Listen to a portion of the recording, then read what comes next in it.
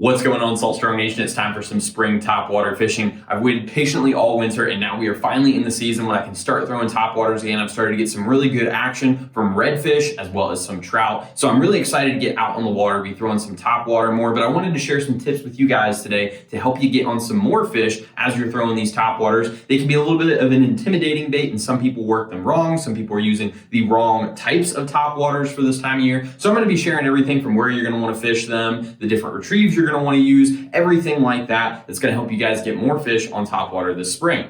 So I first want to talk about where you need to throw this topwater to have the best chances at success. Now, there's tons of different environments out there, and really the two areas I'm going to focus on, because it's typically what we see in any inshore estuary. It's either an open grass flat, maybe on the edge of some barrier islands, and the open marshes with some creek systems mixed in.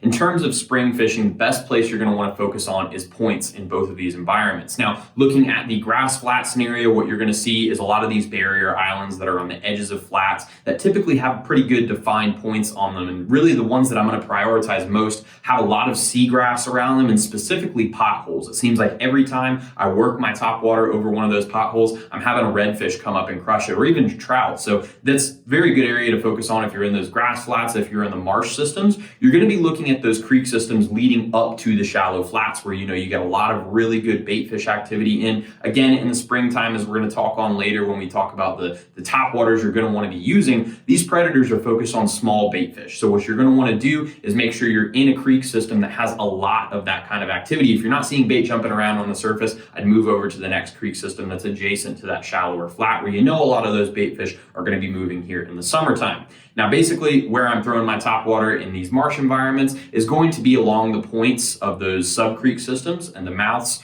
because a lot of trout and redfish are going to stack up on those points. Makes it very easy to know exactly where you need to cast at those areas. Now, my favorite way to work a topwater is just with a constant walk the dog retrieve. Yes, you can adjust your retrieve for specifically redfish or specifically trout. We have a whole nother video on that. But for spring fishing, really all I'm doing is a constant walk the dog retrieve to try and get on the most number of fish possible. Basically, all I'm doing is I've got my topwater, I'm throwing it at a point, throwing it at a pothole, and all I'm doing is a really small tap on the side of this foregrip. This is a custom rod that I had made by Black Pelican Customs so that I could have a nice long foregrip for specifically topwater fishing, so I can tap my finger along that rod. Basically, all that does is allow a really nice little walk the dog action. It makes that head tilt side to side as that bait walks. It looks really clean in the water. I see a lot of people just absolutely whip the heck out of these topwaters. That's not how you need to be working them, especially in the spring when there's a lot of small bait fish that aren't making giant movements. These aren't big mullet. These are really, really small fry that these predators are keyed in on. So they're making really small kind of darting movements. So really quick taps on that foregrip, kind of working it really quickly with your wrist is really what's going to get you the most strikes. Again, over those potholes and at those points, that's really where I have the most success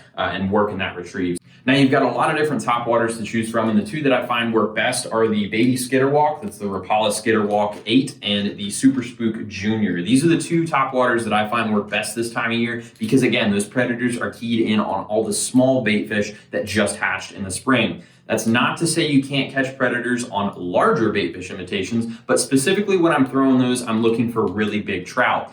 I find that most average size redfish and average size trout aren't going to be going after that larger topwater. You're going to catch much greater numbers if you're using some of these smaller bait fish imitations, because that's what's most available out on the flats. Those larger gator trout, again, they're looking for high calorie meals. They are all times of the year. So you really do need to use those larger presentations if you're specifically targeting them. But if you're going for numbers, slot size fish, your average redfish or trout, I would go with these two topwaters, again, because they are small. They don't make a whole lot of noise. They're not too big of a presence in the water, but it's just a subtle enough approach that those redfish and those trout cannot resist it if you get it within strike distance of them. And if you guys want to pick up either of these Skitterwalks or the Super Spook Junior, we do have them in the Salt Strong shop at 20% off for Salt Strong insiders. And no, we're not sponsored by Rapala or Heddon. These are just two lures that we found work really well after a lot of head-to-head testing against a ton of other different companies out there, and we added them to the shop because our members requested them, and we found that they worked really well. So if you guys have any other topwaters you'd like us to test against these Super Spooks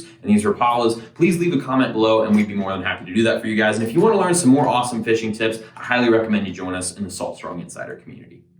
So if you're new to Salt Strong, just know that we're the best online fishing club in America because we literally guarantee that you'll be catching more fish in less time while saving money on your tackle. We do this by providing you with premium education, an exclusive online fishing community, and access to group discounts on the best saltwater fishing tackle. To learn more, go to saltstrong.com. We hope to see you in the Insider Club family soon.